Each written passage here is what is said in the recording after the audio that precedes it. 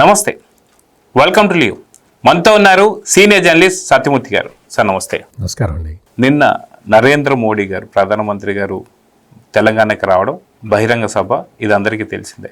అయితే దానికన్నా ఎక్కువగా చర్చ ఆంధ్రప్రదేశ్ ముఖ్యమంత్రి అయినటువంటి చంద్రబాబు నాయుడు గారి ఇంటికి, అదేవిధంగా డిప్యూటీ సీఎం అయినటువంటి పవన్ కళ్యాణ్ గారి ఇంటికి వెళ్ళినటువంటి ఒక సందర్భం గురించి ఎక్కువ చర్చించుకుంటున్నారు. రకరకాల ఊహాగానాలు కూడా వస్తున్నాయి. సో దాదాపు 1:10 భేటీ అయ్యారు చంద్రబాబు నాయుడు గారు కావచ్చు, వాళ్ళ కుటుంబ సభ్యులతో కావచ్చు, నారా లోకేష్ గారు కావచ్చు, దేవాంశ్ కావచ్చు. సో ఇక్కడ చాలా కీలకమైన చర్చలు జరిగాయని చెప్పి, ఎన్నడూ ఎవరింటికి వెళ్ళనటువంటి ఒక నరేంద్ర మోడీ గారు ఇప్పుడు ఇద్దరు నివాసాలకు వెళ్ళిన దాని మీద ఎక్కువ చర్చ నడుస్తుంది. మొత్తానికి ఏం జరిగింది, ఏం జరగబోతుంది, తెలంగాణ ఎన్నికల్లో ఏమైనా మార్పులు రాబోతున్నాయా అంటే ఏం చెప్తారు సార్? అంటే దీన్ని పొలిటికల్ యాంగిల్లో చూడటం కన్నా దీన్ని అంటే నరేంద్ర మోడీ భవిష్యత్తులో ఏం చేయబోతున్నాడు అనే దానికి ఒక ఇండికేషన్ లాగా చూడొచ్చు. ఏంటి అంటే ఇప్పుడు నరేంద్ర మోడీ దృష్టి మొత్తం కూడా ఫైనాన్షియల్ స్టెబిలిటీ, దేశం యొక్క ఆర్థిక స్థిరత్వం మీద ఉన్నది. దేశం ఆర్థిక స్థిరత్వం వైపు వెళ్ళటమే కాకుండా ప్రోగ్రెస్ బాగా ఉండాలి, గ్రోత్ రేట్ పెరగాలి అనే దాని మీద నరేంద్ర మోడీ ఎక్కువ కాన్సన్ట్రేట్ చేసి ఉన్నాడు. అందుకని ఈ ప్రస్తుత సమయంలో గ్రోత్ రేటు ఎక్కువ వచ్చే రాష్ట్రాల మీద నరేంద్ర మోడీ ఎక్కువ కాన్సన్ట్రేట్ చేస్తూ ఉన్నాడు. ఇది నాకు అర్థమైన విషయం. అంటే దేశం గ్రోత్ రేటు పెరగాలి అంటే రాష్ట్రాల నుంచి కాంట్రిబ్యూషన్ ఎక్కువ ఉండాలి. అదే కదా జనరల్గా జరగాల్సింది కూడా అదే. అందుకని ఏవైతే త్వరగా పికప్ అవుతున్నాయో ఆ రాష్ట్రాలని ఎంకరేజ్ చేయటం అనే ఒక లక్షణాన్ని నరేంద్ర మోడీ ప్రదర్శిస్తూ ఉన్నాడు. ఎందుకు అట్లా జరుగుతున్నది అంటే అన్ని రాష్ట్రాలు ఈ పరుగు పందెంలో రాలేకపోతూ ఉన్నాయి. అంటే కొన్ని రాష్ట్రాలు వివిధ రాజకీయ కారణాల వల్ల ముందరికి అడుగు వేయలేకపోతూ ఉన్నాయి, కొన్ని రాష్ట్రాలు పరిగెత్తుతూ ఉన్నాయి. అందుకని నరేంద్ర మోడీ ఎంచుకున్న మార్గం ఏంటి అంటే మన పార్టీ ఉన్నా, మన మిత్రపక్షం ఉన్నా, మన ప్రత్యర్థి పార్టీ ఉన్నా, ఏ పార్టీ ఉన్నా సరే ఆ రాష్ట్రం గనక గ్రోత్కి కాంట్రిబ్యూట్ చేస్తూ ఉంటే ఆ రాష్ట్రానికి మనం ఎక్కువ ఇంపార్టెన్స్ ఇద్దాము అన్న యాంగిల్లో ఆయన నాకు కనపడుతూ ఉన్నాడు. అందుకనే తెలంగాణ ఇప్పుడు కాంగ్రెస్ పార్టీ చేతిలో ఉంది. కాంగ్రెస్ ముఖ్యమంత్రి తెలంగాణ రాష్ట్రాన్ని పరిపాలిస్తూ ఉన్నాడు. మరి నరేంద్ర మోడీ తెలంగాణ రావటం, ముఖ్యమంత్రితో కలిసి పార్టిసిపేట్ చేయటం డెవలప్మెంటల్ యాక్టివిటీస్లో, ఇవన్నీ దేనికి జరిగినాయి? కాంగ్రెస్ ముఖ్యమంత్రి అంటే జనరల్గా మనం గతంలో చూసాం కదా. ఇదే నరేంద్ర మోడీ ప్రధానమంత్రిగా హైదరాబాదులో దిగితే అప్పటి ముఖ్యమంత్రి కేసీఆర్ నేను రానన్నాడు, నేను నిన్ను రిసీవ్ చేసుకొని పో అన్నాడు. ప్రోటోకాల్ ప్రకారం రాష్ట్ర ముఖ్యమంత్రి కంపల్సరీగా రావాలి, వాళ్ళ పార్టీ ఏదైనా వీళ్ళ పార్టీ ఏదైనా. కానీ కేసీఆర్ నేను రాను అని చెప్పాడు.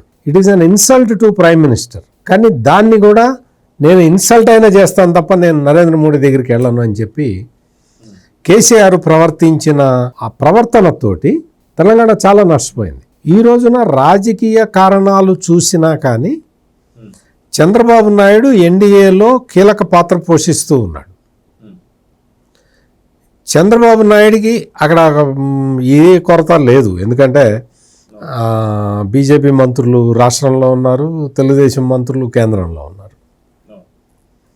అందుకని ఏంటి అంటే ప్రాధాన్యత వస్తున్నది కదా అని మనం అహంకారాన్ని ప్రదర్శించాలి అన్న భావన చంద్రబాబు నాయుడికి ఉండదు. ఆయన ఆంధ్రప్రదేశ్ రాష్ట్రానికి మనం ఏం చేయాలి, ఎట్లా చేయాలి అనే ఒక్క ఆలోచనలోనే ఉంటాడు. కాబట్టి ప్రధానమంత్రి సూచిస్తున్న కార్యక్రమాలు చేపట్టడంతో పాటు మీ కార్యక్రమాలలో ఆంధ్రప్రదేశ్ని ఇంక్లూడ్ చేయండి అని అడగటం అనే దానికి ప్రాధాన్యత ఇచ్చే వ్యక్తి చంద్రబాబు నాయుడు. ఇప్పుడు మనం చాలా చూసాం. జగన్మోహన్ రెడ్డి టైంలో ఆంధ్రప్రదేశ్లో చాలా ప్రాజెక్టులు ఆగిపోయినాయి, ముందరికి వెళ్ళలేదు. చాలా ఏంటి అంటే కొన్ని సెంట్రల్లీ స్పాన్సర్డ్ స్కీమ్స్ ఉంటాయి, కొన్ని ఏంటి అంటే సెంట్రల్ గవర్నమెంటు 90% ఇస్తుంది, 10% స్టేట్ పెట్టుకోవాల్సి ఉంటుంది. కొన్ని సెంటర్ 80% ఇస్తుంది, 20% స్టేట్ పెట్టుకోవాల్సి వస్తుంది. కొన్ని 50-50 ఉంటాయి. కేంద్ర రాష్ట్ర ప్రభుత్వాలు 50-50% పెట్టుకోవాలి. కొన్ని కేంద్రం డైరెక్షన్ ఇస్తుంది, రాష్ట్రం ఆ ఫండ్స్ని పెట్టి వాటిని ఎగ్జిక్యూట్ చేసుకోవాలి. ఈ తరహా ఏంటి అంటే కేంద్ర బడ్జెట్లోనే చెప్తారు, ఈసారి మనం సాగునీటి రంగానికి ప్రాధాన్యత ఇవ్వాలి అన్నారు అనుకోండి. ఏ ప్రాధాన్యత ఎందులో ఇవ్వాలి?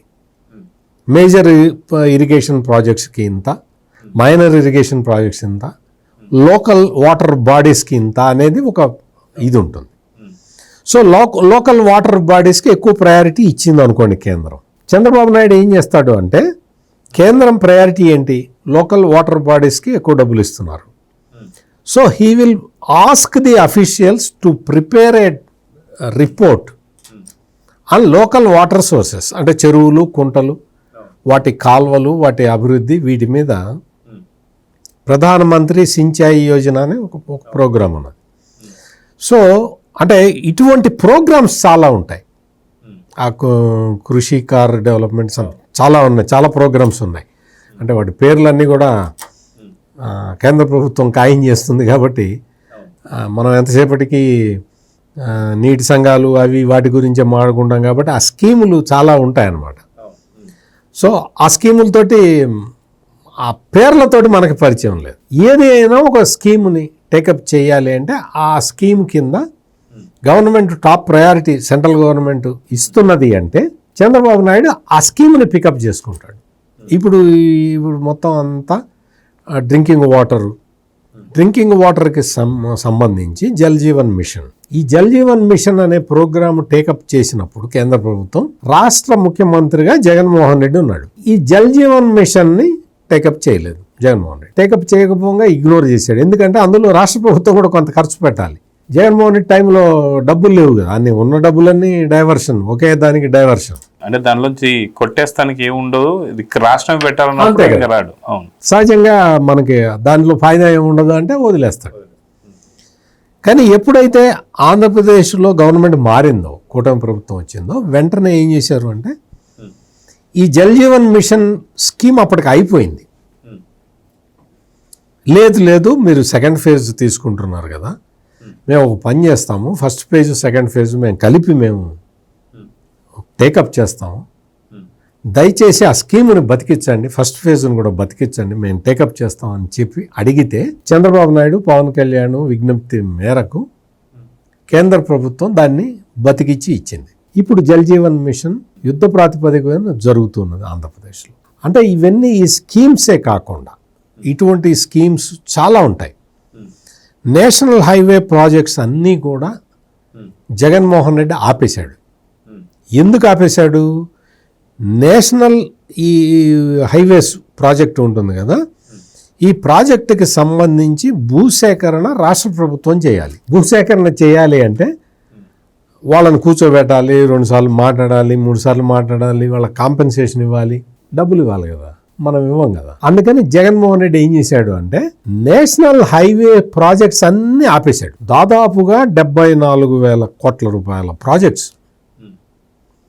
ఆ ప్రాజెక్టులు అవి వాటిలో కొన్ని మురిగిపోయినాయి. చంద్రబాబు నాయుడు ఏం మాట్లాడాడు అంటే, అయ్యా వాస్తవంగా అవి మాకు ఆంధ్రప్రదేశ్కి రావాల్సిన వాటా, దురదృష్టవశాత్తు మా దౌర్భాగ్యం కొద్దీ మేము వాడుకోలేకపోయాం. ఇప్పుడు ఒక పని చేద్దాం, మేము మా కాంట్రిబ్యూషన్ మేము ముందరే కడతాం, మాకు ఆ ప్రాజెక్టులు ఇవ్వండి అంటే, అట్లా కుదరదు, మీకు ఇవ్వాలంటే మొత్తం పాలసీ మార్చాలి అని కేంద్ర ప్రభుత్వం చెప్తే ఒక 100 సార్లు తిరిగాడు, ఆయనే తిరిగాడు. వెళ్ళిన ప్రతిసారి నితిన్ గడ్కరీతో మాట్లాడటం, ఆయన్ని కన్విన్స్ చేయటం, మన అవసరం ఏంటో చెప్పటం, రాష్ట్రం వాటా మేము ఇచ్చేస్తాం, మీకు ఏది కావాలంటే ఆ వనరులను సమకూర్చి పెడతాం, దయచేసి ఆ ప్రాజెక్టులు బతికించండి అంటే, ఇప్పుడు అన్ని ప్రాజెక్టులు బతికున్నాయి. అన్ని ప్రాజెక్టులు బతికిచ్చారు. పాత చచ్చిపోయిన జగన్మోహన్ రెడ్డి చంపేసిన ప్రాజెక్టులను కూడా, నేషనల్ హైవే ప్రాజెక్టులను బతికిచ్చారు. అంటే మనం కేంద్రం ఇచ్చే సహాయాన్ని ఉపయోగించుకునే తెలివితేటలు కూడా మనకు ఉండాలి. ప్రతి వాడు ఏం చెప్తాడు, ఈ ప్రాథమిక, ఇప్పుడు నేను చెప్పిన ప్రాథమిక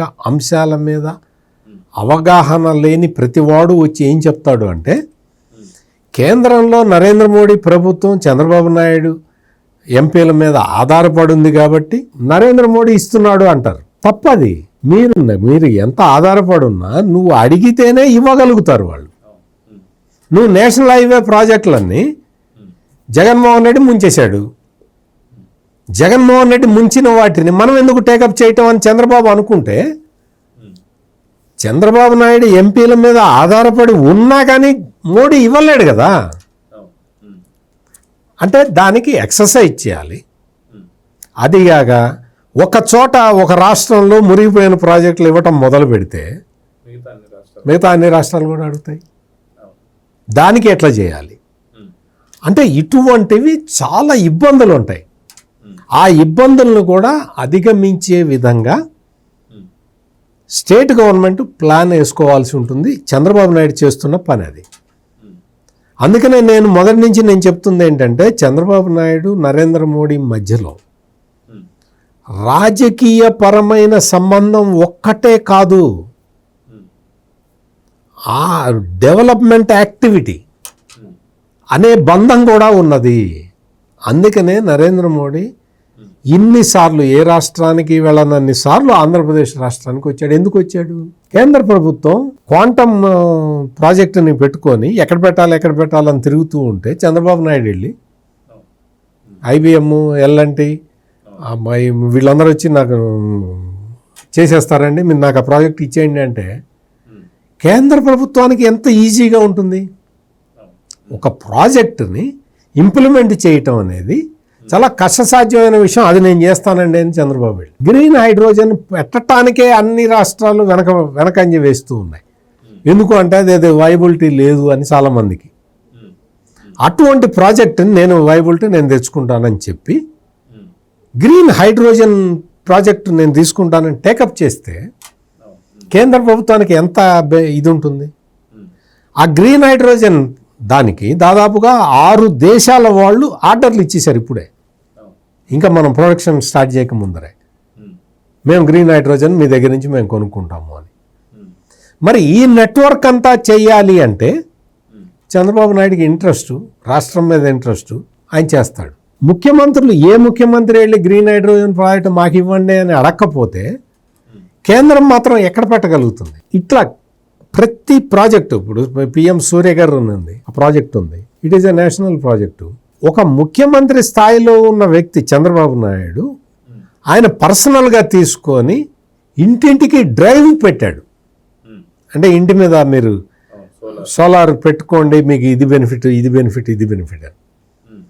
PM సూర్య గారి స్కీమ్ గురించి చంద్రబాబు నాయుడు చెప్పినన్ని సార్లు ఈ దేశంలో ఏ ముఖ్యమంత్రి చెప్పుకున్నాడు? మోడీ గారు కూడా చెప్పలేదు. అంటే డైరెక్షన్ అట్లా తీసుకోవటం, ఇది సబ్సిడైజ్డ్ స్కీము, ఈ సబ్సిడీని డైరెక్ట్గా బెనిఫిషరీకి పంపించాలి అన్న ఉద్దేశంతో చంద్రబాబు నాయుడు చేసే డ్రైవ్. ఇటువంటి విషయాలన్నీ ఒక డెవలప్మెంట్ మోడ్లో ఉన్న ప్రధానమంత్రి ఖచ్చితంగా విని అప్రిషియేట్ చేస్తాడు.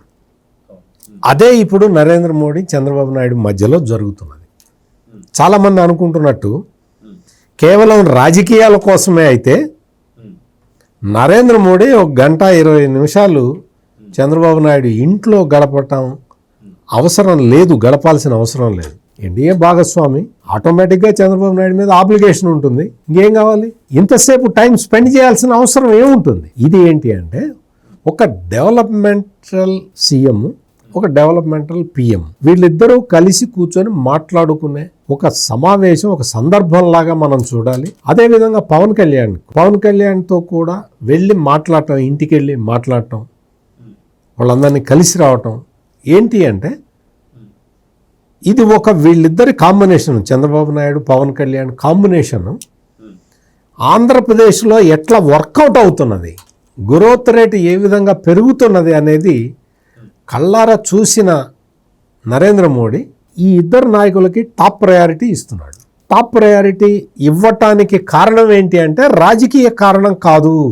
దేశాన్ని ముందరికి తీసుకెళ్ళాలి అంటే ఒక్కొక్క రాష్ట్రాన్ని, ఇప్పుడు ఆంధ్రప్రదేశ్ ఇంత ఇదిగా పోటీ తత్వంతో ముందరికి వస్తూ ఉన్నది. ఈ పోటీ తత్వాన్ని డిమాన్స్ట్రేట్ చేస్తే ఇంకొక 10 రాష్ట్రాలు మేము కూడా ఆంధ్రప్రదేశ్ చేసినట్టు చేస్తాము అని ముందరకు వచ్చినాయి అనుకోండి, దేశ ఆర్థిక ప్రగతి ఏ విధంగా ఉంటుందో ఆలోచించుకోండి.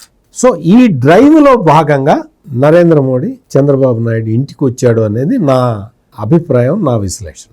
సో చూద్దాం సార్, చాలా మంది రాజకీయ పరమైనటువంటి ఒక సంబంధాలు కావచ్చు, చర్చల కోసమే ఇదంతా జరిగిందని చెప్పేసి అనుకుంటున్న తరుణంలో కాదు, గ్రోత్ గురించి ఇదంతా జరిగిందని చాలా స్పష్టంగా తెలియజేశారు. సో నమస్కారం సార్. నమస్కారం. Please subscribe to Leo News for more videos.